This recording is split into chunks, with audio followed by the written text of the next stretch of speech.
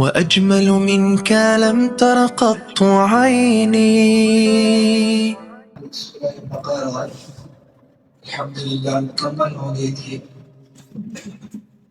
آج ہم جو درس ہوگا وہ سورہ بقرہ کے جو مضامین تھے رکوع وائز، ہر رکوع میں کس بات پر گفتگو ہوئی اور کن کن باتوں کی طرف اللہ تعالیٰ نے اس رکوع میں اشارہ یا حکم دیا ہے، اس کا خلاصہ کیونکہ ہم نے ایک دفعہ پڑھ لیا پورے مضمون، لیکن اس کا خلاصہ ہم دوبارہ کریں گے تاکہ وہ تمام کے تمام مضامین ایک مرتبہ پھر ہمارے ذہن میں نقش ہو جائیں اور محفوظ ہو جائیں اور پھر ہم قرآن سے استفادہ بآسانی کر سکیں۔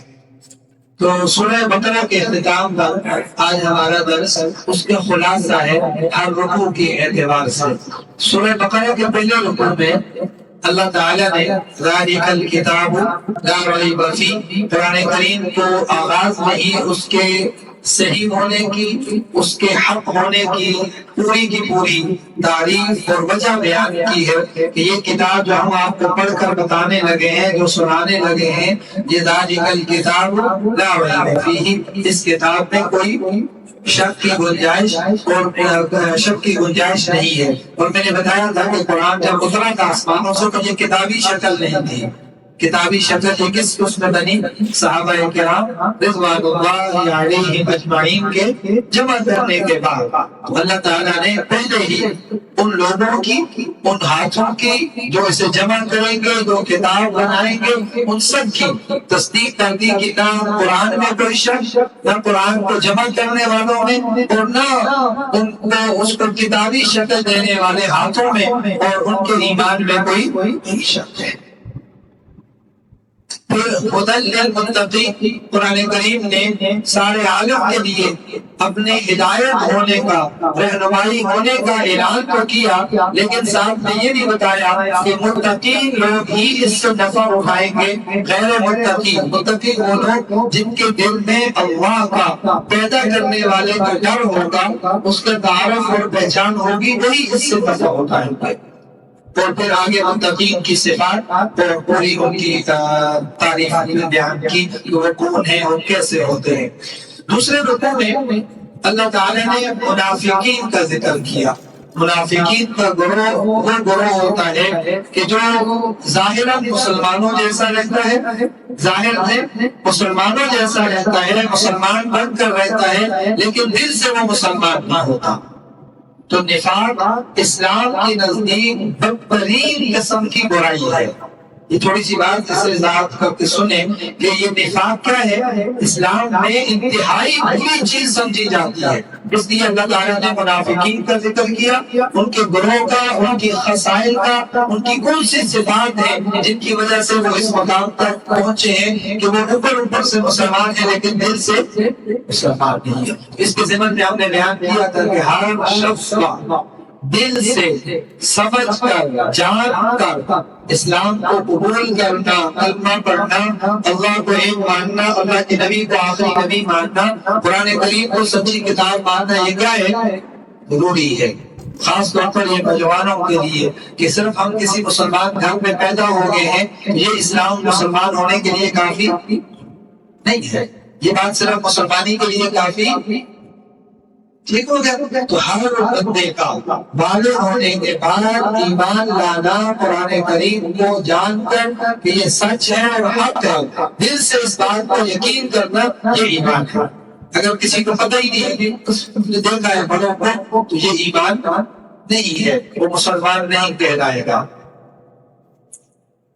تیسرے رکوع میں اللہ تعالیٰ نے تمام بنی نوع انسانی کو خطاب کیا ہے، جو ہم نے آج نماز میں بھی پڑھی ہے، یا ایھا الناس اعبدوا ربکم الذی خلقکم والذین من قبلکم لعلکم تتقون۔ سب کو خطاب کر کے کیا حکم دیا ہے کہ سب کے سب اسی ایک ذات کی عبادت کرو جو عبادت کے لائق ہے اور وحدہ لا شریک لہ ذات ہے، جس کی ذات میں اور صفات میں کوئی بھی دوسرا شریک نہیں ہے۔ اس ذات کی عبادت کرو اور اللہ تعالیٰ کی ہی عبادت کرو، اور عبادت کیسے کرنی ہے، یہ کیوں کرنی ہے، اس کے لیے آگے کچھ دلیلیں ذکر کی تھی۔ آسمانوں سے پانی کا اتارنا، زمین کا بچھانا، یہ سب کے سب اپنے دلائل کے طور پر اللہ تعالیٰ نے ذکر کیا۔ پھر اسی ضمن میں قرآن کریم کی حقانیت کو دوبارہ ذکر کیا۔ جو لوگ قرآن کریم کو نارین نہیں مانتے، قرآن انہیں چیلنج کرتا ہے، قرآن انہیں چیلنج کرتا ہے کہ اگر تم قرآن کریم میں کوئی شک اور شبہ رکھتے ہو حقانیت میں، تو تم کوئی کتاب لے آؤ، تم کوئی ایک سورت بنا کر لے آؤ، فَأْتُوا بِسُورَةٍ مِّن مِّثْلِهِ، اس جیسی ایک سورت بنا کر لے آؤ۔ آگے آئے گا قرآن کریم نے پھر ایک آیت میں بھی بعد میں چیلنج دیا ہے کہ کوئی ایک آیت میں نہیں بنا سکتا۔ جب نہیں بنا سکتا تو اس سے معلوم ہوا کہ قرآن کریم اللہ کے نبی کی خود کی کوئی بنائی ہوئی کتاب نہیں ہے، بلکہ اللہ کی طرف سے آسمانوں سے نازل کردہ کتاب ہے۔ اور اس میں جو اسی رکوع میں منکرین قرآن کو ڈرایا گیا اور انہیں قرآن کریم کو ماننے کی دعوت دی گئی، اور اگر وہ نہیں مانتے تو ان کا جہنم کا ایندھن ہونا بتایا گیا۔ چوتھے رکوع میں حضرت آدم علیہ السلام کی پیدائش اور ان کا اس زمین میں اللہ کا خلیفہ ہونا اور برحق خلیفہ ہونا، ان کی افضلیت کا ذکر، اور پھر وہ پورا واقعہ جس طرح ان اللہ تعالیٰ نے ان کو پیدا کیا، پھر فرشتوں سے تعظیمی سجدہ کرایا، سب نے سجدہ کیا سوائے ابلیس کے، اس نے سجدہ نہیں کیا، اور اس نے انسانوں کا سب سے پہلے اما ہوا اور حضرت آدم کا دشمن بن کر انہیں اس درخت کے کھانے پر مجبور کیا جس سے اللہ تعالیٰ نے منع کیا تھا، جس کی وجہ سے وہ زمین پر اترے۔ پھر انسانوں کے زمین ہی پر انہوں نے بعد میں توبہ کی اور بہت ندامت کا اظہار کیا، اللہ تعالیٰ نے معاف نہیں کیا اور ندامت اور توبہ کو قبول نہیں کیا، لیکن زمین سے واپسی کے فیصلے کے لیے ایک شرط رکھ دی، جنت سے زمین پر بھیجا اس سزا میں، اور پھر توبہ تو قبول کر لی لیکن یہی رہنے کا فیصلہ دیا، اور یہاں سے واپسی اپنے اصل گھر جانے کے لیے ایک شرط کر دیا، اور وہ کیا؟ اللہ کے احکام کی پیروی اور اللہ کے نبی کے بتائے ہوئے راستے پر چلنا۔ ان کی اتباع جو کرے گا تو وہ جنت میں واپس اپنے گھر میں چلا جائے گا، اور جو اس کی اتباع نہیں کرے گا، اللہ کے احکامات کو پورا نہیں کرے گا، تو وہ کیا کرے گا؟ اللہ کے جو عذاب خانہ جہنم میں داخل کر دیا جائے گا۔ پانچویں رکوع میں یا بنی اسرائیل اذکروا نعمتی التي انعمت علیکم میں خاص طور پر یہود مدینہ کو خطاب کیا گیا۔ یہود مدینہ کو خطاب کر کے انہیں حق کی طرف، اسلام کی طرف دعوت دی گئی، حق اور اسلام کی دعوت دی گئی۔ کیسے کہ انہیں یہ کہا گیا کہ قرآن کریم کی جو دعوت ہے یہ کوئی نئی دعوت نہیں ہے، بلکہ وہی دعوت ہے جو اس سے پہلے اللہ تعالیٰ نے قرآن میں اور زبور اور انجیل میں دی تھی، وہی دعوت ہے۔ لیکن وہ کہیں کہ ہم تو قرآن کو ماننے والے ہیں، کہا تم نے اس کی جو اصل ہدایت اور طریقہ تھا تم نے اس سے قائم نہیں رہے، اس کو ترک کر دیا، اس کو چھوڑ دیا۔ حالانکہ تم اگر اس پر قائم رہتے تو تم قرآن کی دعوت کو جان لیتے کہ یہ بھی کیا ہے، حق ہے، اور یہ وہی دعوت ہے جو اس سے پہلے اللہ تعالیٰ نے دوسری کتابوں میں دی ہے۔ چھٹے رکوع سے جہاں پاؤ پورا ہوتا ہے، پھر یا بنی اسرائیل اذکروا، اسی الفاظ سے چھٹا رکوع شروع ہوتا ہے۔ یہاں سے آگے تقریباً 13ویں رکوع تھا، چھٹے رکوع سے 13ویں رکوع تھا، یہ تقریباً 8 رکوع اللہ تعالیٰ نے یہود مدینہ اور یہود کی جو پوری کی پوری ایک جماعت تھی، شروع سے ان کے آباء و اجداد سے ان پر جتنے انعامات کیے تھے ان کا بیان کیا کہ ہم نے بنی اسرائیل کو کتنا معزز بنایا، کتنا اعلیٰ عہدہ دیا، رتبہ دیا، سلطنت دی، ان کو عزت دی، سب کچھ دیا، اتنی نعمتیں کی، اور اس کے باوجود انہوں نے کیا کیا؟ پہلے نعمت کا ذکر ہے، پھر آخر میں ہر ایک نعمت کے بعد یہ ذکر تھا کہ انہوں نے اس نعمت کی ناشکری کی، کفران نعمت کیا، انہوں نے نعمتوں کی ناشکری کی، تو پھر اللہ نے بھی اس قوم کو کیا کیا؟ ذلیل سے ذلیل تر کر کے ٹھیک ہوگی بات. پہلے ان کے اوپر کیا ہوا انعامات کا ذکر کیا کہ ہم نے انہیں یہ انعام دیے، یہ انعام دیے. پھر آگے ذکر آ رہا ہے، میں ان کا ذکر کرتا ہوں. کون سے انعام؟ پہلے انہیں فرعون سے نجات دی. موسیٰ علیہ السلام پیدا ہوئے تھا، پورا واقعہ آپ نے اس میں مختصر پڑھا تھا. تو موسیٰ علیہ السلام کی وجہ سے اللہ تعالیٰ نے انہیں فرعون سے نجات دی، دریا سے پار کیا. پھر اللہ تعالیٰ نے انہیں آگے سلطنت دی، جہاد کا حکم دیا، انہوں نے اس سے نافرمانی کی. پھر اللہ تعالیٰ نے انہیں سینا پہاڑ پر تورات کا تحفہ دیا. اور پھر اس کے بعد اللہ تعالیٰ نے ان کو بالکل بیابان پر صحرا رکھا، کوئی چیز اس میں نہیں تھی. اللہ تعالیٰ نے اس میں ان کو بادلوں کے ذریعے سے سایہ دیا، مد و سلوہ کے ذریعے سے کھانا دیا، پتھر سے اللہ نے ان کے لیے چشمے جاری کیے، ان کو پانی مہیا کیا. ہم نے ذکر کیا تھا، آپ کو یاد ہو وہ پتھر ایسا تھا کہ وہ اٹھا کے کہیں بھی لے جا سکتے تھے. ایسا ہوا تو کہیں بھی جا سکتا تھا. اپنی سواری پر اونٹ پر رکھتے تھے اور چلے جاتے تھے. جب انہیں پانی ضرورت ہوتا تھا اللہ تعالیٰ اس پتھر سے ان کے لیے کیا جاری کر دیتا تھا. ایسا قدم کو ایسا کھلایا اور بتایا. نعمت تو ایسے کہتے ہیں نہیں ناز و نام میں پانا، لیکن ان کو ہر نعمت کے بعد انہوں نے کیا کیا؟ اللہ کی نعمتوں کی ناشکری کی، نبی کی نافرمانی کی، اللہ کا حکم نہیں مانا اور قرآن پر عمل نہیں کیا. تو اللہ تعالیٰ نے ان کی تمام نعمتوں کو ان سے چھین کر پھر انہیں ذلیل اور اس سے بھی بدتر کو بنا دیا.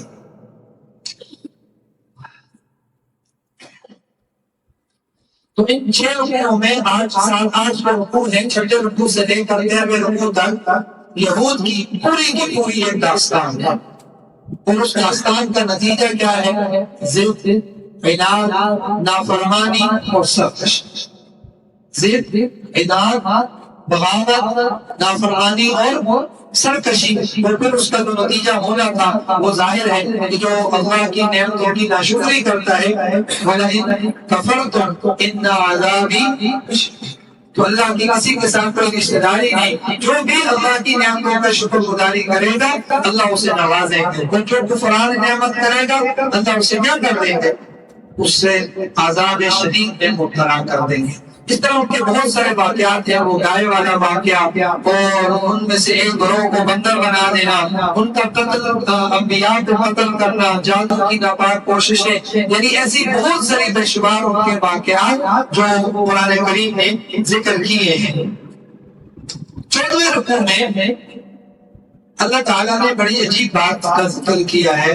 14ویں رکوع میں یہود اور نصارہ کی جو باہمی دشمنی تھی نا، حالانکہ وہ قرآن کی اور دین اسلام کی مخالفت کرتے تھے، اللہ تعالیٰ نے ان کا ذکر یہ کیا کہ وہ آپس میں بھی کوئی ایک نہیں ہے. وقالت اليهود ليست النصارى، جو 14واں رکوع جہاں سے شروع ہو رہا ہے، وقالت اليهود ليست النصارى على شيء وقالت النصارى ليست اليهود على شيء. یہود کہتے تھے نصارہ کچھ نہیں، یہ صحیح حق پر نہیں، ہم حق پر ہیں. اور نصارہ کہتے تھے کہ یہود حق پر نہیں ہے، ہم حق پر ہیں. تو دونوں جو گروہ تھے وہ آپس میں باہمی اختلاف جو تھا اس کا اللہ تعالیٰ نے ذکر کیا ہے. پھر ساتھ ہی بیچ میں وَمَنْ أَظْلَمُ مِمَّنْ مَنَعَ مَسَاجِدَ اللَّهِ، یہ جو لوگ تھے جو حق کی مخالفت کرتے تھے، خود بھی آپس میں کوئی اتفاق نہیں رکھتے تھے اور قرآن کے بھی مخالف تھے، اسلام کے بھی مخالف تھے، ان کو یہ بتلایا اور سکھایا گیا کہ یہ عمل ظلم کے زمرے میں آتا ہے. ظلم وہ ہے جو مسلمانوں میں پایا جائے گا. بعد کیا وَمَنْ أَظْلَمُ مِمَّنْ مَنَعَ مَسَاجِدَ اللَّهِ أَن يُذْكَرَ فِيهَا اسْمُهُ. ایک وقت ایسا آئے گا لوگ مساجد میں اللہ کے ذکر سے روکیں گے. اب وہ وقت ہے ہمارے یہاں ہر نماز کے بعد اعلان لکھ کے لگایا جاتا ہے آدھے گھنٹے بعد مسجد بند کی جائے گی. جو ہر کوئی بھی ہے ان سے فی الحال بحث نہیں ہے یا اس کا ذکر مقصود نہیں ہے. اور اللہ کا ذکر ہمیں معلوم ہے افضل الذکر لا الہ الا اللہ اور اس کے ساتھ میں کئی مرتبہ اس کی تصریح کی ہے کہ اللہ کی زبان اقدس سے کیسی زبان کیسے نکلا وہ الگ وقت ہے ہمارے ایمان اور عقیدے کا. تو اللہ کے کلام سے زیادہ بہترین ذکر کوئی بھی نہیں ہے. تو قرآن کریم بھی اللہ تعالیٰ کا کیا ہے؟ ذکر ہے. تو اس سے بڑا ظالم کون ہے جو اللہ کے گھر سے روکے، جو اللہ کے قرآن پڑھنے سے روکے، جو ذکر اللہ سے روکے. یہود کے بیان میں یہ آیت انتہا درجے کی حیرت ہوتی ہے. قرآن کی فصاحت اور بلاغت کیسے اپنے لوگوں کو بھی اس میں تنبیہ کی کہ یہ نہ سمجھنا کہ یہود اور نصارہ کی برائیاں ہو رہی ہیں، ان کی باتیں ہو رہی ہیں، تمہاری بھی ہے بیچ میں، آنے والی ہے، اب نہیں ہے تو کل ہو جانی ہے. اگر تم نے ان کے اوپر کڑی نظر نہ رکھی، ان کو اس سے حفاظت کے کوئی سامان نہ کیا، تو کل کو ہم جس گناہ میں نہ ہو جائیں گے. اس سے بچ کر رہنا، اس کا ذکر پھر 14ویں رکوع پہ. یہ تو یہود اور نصارہ کے نظریات ہیں، یہ دونوں گمراہ ہیں. اب کیا ہے؟ اللہ تعالیٰ نے اسی 14ویں رکوع میں وہ اللہ کے قرآن کی حق ہونے کی دلیل بھی بتائی اور پھر یہ بھی بتایا کہ اہل کتاب میں سے جو صحیح معنوں میں کتاب پر عمل کرنے والے ہیں وہ سب کے سب ایمان لے آئے ہیں. جو اہل کتاب میں سے یہودیوں اور نصارہ میں سے عیسائیوں میں سے جو صحیح معنوں میں کتاب کے عمل کرنے والے تھے نا، ان کو یہ معلوم ہو گیا کہ اس کتاب پر عمل کا اصل حکم یہ ہے کہ جب حضرت محمد رسول اللہ صلی اللہ علیہ وسلم آ جائے اور ایک کتاب ایسی آ جائے تو پھر اس پر کیا کرنا ہے؟ ایمان لانا ہے. وہ سب کے سب لوگ ایمان لے آ چکے ہیں. آپ کو معلوم ہے کئی یہودی کئی عیسائی وہ مسلمان ہوئے اور اپنی کتاب ہی پڑھ کر ہوا. وہ آگے آئے گا سورہ صف میں اللہ کے نبی کی وہ صفات جو تورات میں، جو زبور میں یا انجیل میں ذکر کی گئی ہے، وہ بھی انشاءاللہ قرآن میں ہم پڑھیں گے انشاءاللہ. 15ویں رکوع میں حضرت ابراہیم علیہ السلام کا ذکر ہے. خانہ کعبہ کا معبد ہونا یہ بیان ہے، اور خانہ کعبہ کی تعمیر اور حضرت ابراہیم علیہ السلام کا وہ تعمیر کا واقعہ اور تعمیر کے وقت انہوں نے وہ دعائیں مانگی ہیں ان کا بیان ہے. ربنا واجعلنا مسلمین لک ومن ذریتنا امة مسلمة لک وارنا مناسکنا وتب علینا انک انت التواب الرحیم. ربنا وابعث فیہم رسولا منهم يتلو عليهم آياتك ويعلمهم الكتاب والحكمة ويزكيهم إنك أنت العزيز الحكيم. کس کی اپنی اولاد میں سے ایسے نبی کی مبعوث ہونے کی دعائیں مانگی. ایک تو خانہ کعبہ کی دعا مانگی کہ اللہ ہمارے اس عمل کو قبول کرے، پھر اپنے لیے اپنی پوری آنے والی ذریت کے لیے دعائیں مانگی، اور اس ذریت میں سے ایک ایسے پیغمبر کے لیے دعائیں مانگی کہ جو ایسا ہو کہ اللہ کی کتاب کو پڑھے، اللہ کی کتاب لوگوں کو سکھائے، لوگوں کا تزکیہ کرے. اللہ تعالیٰ نے وہ دعا قبول کی اور حضرت ابراہیم علیہ السلام کی اولاد میں سے محمد رسول اللہ صلی اللہ علیہ وسلم، یہ انہی کی دعا کا ثمرہ اور نتیجہ ہے. 16ویں رکوع میں حضرت ابراہیم علیہ السلام کا دین اسلام ہی تھا. ابراہیم یہودی اور نصارہ کہتے تھے نا کہ ہم ابراہیمی ہیں کیونکہ وہ ہمارے مذہب پر تھے. اللہ تعالیٰ نے ان کی اس بات کو کیا کیا ہے؟ رد کیا ہے. کیا کہ حضرت ابراہیم علیہ السلام خود بھی مسلمان تھے اور دین حنیف والا تھے، اور انہوں نے اپنی اولاد کو بھی یہ وصیت کی تھی وَوَصَّى بِهَا إِبْرَاهِيمُ بَنِيهِ وَيَعْقُوبُ يَا بَنِيَّ إِنَّ اللَّهَ اصْطَفَىٰ لَكُمُ الدِّينَ فَلَا تَمُوتُنَّ إِلَّا وَأَنتُمْ مُسْلِمُونَ. انہوں نے اپنی اولاد کو، حضرت یعقوب کو، ان سب کو کیا کی؟ وصیت کی تھی اس بات کی کہ تم اسلام کے ساتھ کیا رہنا قائم، اور تم نہ مرنا اس حال میں کہ تم کیا ہو الا وانتم مسلمون. تو وہ خود بھی کیا تھے؟ مسلمان، دین حنیف پر کے پابند، اور ان کی ذریت اور اولاد بھی اسی مذہب اور اسی دین پر رہی ہے. وہ نہ یہودی تھے نہ نصرانی تھے. اور ان کی جو اصل اتباع کرنے والے، حضرت ابراہیم علیہ السلام کے ماننے والے، ان کے راستے پر چلنے والے، وہ محمد رسول اللہ صلی اللہ علیہ وسلم اور ان کے ماننے والے یعنی مسلمان اور ایمان والے لوگ ہیں.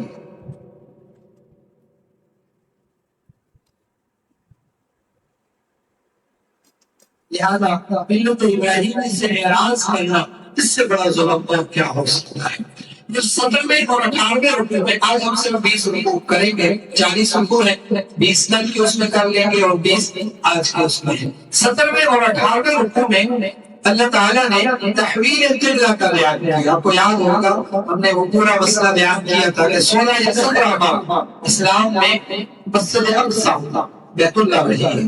خانہ کعبہ جیسے آج ہے بیت اللہ جس کی طرف ہم منہ کرتے ہیں، ایسے 16 یا 17 مہینے قبلہ کون سا تھا؟ مسجد اقصی۔ اس لیے ہم اسے کیا کہتے ہیں؟ قبلہ اقصی۔ 17 بار مسلمانوں کا وہ قبلہ رہا۔ پھر اللہ تعالیٰ نے اپنی حکمت، اپنی اس کی بنا پر اللہ تعالیٰ نے اس قبلے کو تبدیل کیا۔ یہود نے اس کے اوپر اعتراض کیا، اللہ تعالیٰ نے 17ویں اور 18ویں رکوع میں ان کے اعتراضات کا پورا کے پورا جواب دیا ہے۔ اور اہل اسلام کو ایک خاص پیغام دیا، اور انہیں یہ جتلایا ہے کہ خانہ کعبہ کا قبلہ بنایا جانا اور رسول اللہ صلی اللہ علیہ وسلم کا قوم میں مبعوث ہونا، قرآن جیسی کتاب کا نازل کیا جانا، یہ وہ نعمتیں ہیں کہ جس پر اہل اسلام پر شکر واجب ہے۔ یہ وہ نعمتیں ہیں جس پر اسلام کے لیے مسلمانوں کا شکر کرنا واجب ہے کہ وہ اللہ تعالیٰ کا اس پر شکر کرے۔ اور اللہ کا شکر کیا ہے؟ کہ اللہ کی نافرمانی نہ کی جائے۔ اللہ کا شکر کیا ہے؟ ایک الحمدللہ کے الفاظ، یہ نچلا درجہ ہے۔ شکر کا اعلیٰ درجہ یہ ہے کہ اللہ کے ہر حکم کو مانا جائے، اللہ کے ہر حکم کو مانا جائے اور اللہ کے احکام سے انکار اور اعراض نہ کیا جائے۔ یہ سب سے بہترین شکر ہے۔ اگر کوئی شخص زبان سے نہیں بھی کہتا لیکن وہ عمل سے ہی کر رہا ہے، وہ شکر کے اعلیٰ مقام اور درجے پر موجود ہے۔ 19ویں رکوع میں اہل اسلام کو یا ایھا الذین آمنوا استعینوا بالصبر والصلاۃ، صبر کی اور ثابت قدمی کی تلقین کی گئی۔ نماز کے ذریعے سے اللہ تعالیٰ سے مدد مانگنے کا حکم دیا گیا، اور اس طرح اللہ سے مدد حاصل کرنی ہے اس کا طریقہ بتایا، اور اس کے ساتھ میں ایک ثابت قدم رہنے والی بیوی ہاجرہ کا ذکر کیا۔ ان الصفا والمروہ من شعائر اللہ، صفا مروا کا ذکر کیا کہ یہ نشانیاں ہیں اس ثابت قدم اور صابرہ خاتون کی کہ جس نے اللہ کے حکم پر کیا کیا تھا؟ صبر کیا تھا۔ اے اہل ایمان، تم بھی کیا کرو؟ اللہ سے صبر میں مدد مانگو، نماز کے ذریعے سے اور صبر کے ذریعے سے، اور اللہ کی اس مدد کے ساتھ اسلام پر ثابت قدم رہو، جیسا کہ تمہیں ہم نے یہ نشانیاں دکھائی اور اس نشانیوں کی ایک یادگار بتائی جس ہستی کی وہ خود کتنی ثابت اور ثابت قدم رہنے والی تھی۔ پھر اسی میں اللہ تعالیٰ نے اپنے راستے میں موت کو زندگی بتایا۔ لا تقولوا لمن يقتل في سبيل الله اموات، کہ اللہ کی راہ میں مر جانا یہ مرنا نہیں ہے بلکہ زندہ ہو جانا ہے۔ انہیں مردہ کہنا منع کیا گیا کہ یہ اصل زندگی ہے، اور اللہ تعالیٰ کی اللہ کی راہ میں جان دینا یہ مرتے نہیں ہے بلکہ زندہ ہو جاتے ہیں۔ 20ویں رکوع میں اللہ تعالیٰ نے کائنات میں ان فی خلق السماوات والارض واختلاف اللیل والنہار، ان سب کی اللہ تعالیٰ نے آسمان اور زمین میں قدرت کی جو نشانیاں پھیلی ہوئی ہیں، اللہ کو پہنچنے کی، اللہ کو جاننے کی جو چیزیں موجود ہیں، جو نشانیاں موجود ہیں، ان پہ غور و فکر کا حکم دیا ہے۔ ان میں کس کا حکم دیا؟ غور و فکر کا۔ یہ جو ریسرچ اور سائنسی تحقیقات ہے جس کے اوپر ہم نے پوری تفصیل سے بحث کی تھی، یہ اصل حکم مسلمانوں کا تھا جس کو انہوں نے کیا کیا اور غیروں پر وہ آسرا کر کے اعتبار کر کے بیٹھے ہوئے ہیں کہ وہ ہمارے لیے ریسرچ کریں گے، ہم سائنس کو دیکھیں گے، پڑھیں گے، پھر اس کو سمجھیں گے۔ تو اللہ کی قدرت کی نشانیوں کا تذکرہ کر کے سمجھایا گیا کہ انسانی عقل اور ہوش سے اگر انسان کام لے تو وہ اللہ کو اور اللہ کی توحید کا احترام کر سکتا ہے، اس سے کوئی بھی چیز رکاوٹ نہیں بن سکتی۔ اور اسی سلسلے میں اللہ تعالیٰ نے شرک کی مذمت فرمائی. توحید کو جانے گا ان قدرت کی نشانیوں سے، اور اس کے ساتھ میں اللہ تعالیٰ نے شرک کی مذمت کی اور مشرکین کو عذاب جہنم کی وعید سنائی. یہ سورہ بقرہ کی 20 رکوعات کا خلاصہ تھا جو ہم نے پڑھے ہیں. بقیہ انشاءاللہ 20 رکوع کا خلاصہ ہم کل کے درس میں پڑھیں گے. اللہ تعالی ہم سب کو قرآن کریم کے ایک ایک حکم پر عمل کی سعادت اور توفیق نصیب فرمائے، اور قرآن کریم کی جتنی خیر برکات ہیں اللہ ہم سب کو وہ کامل درجے میں نصیب فرمائے.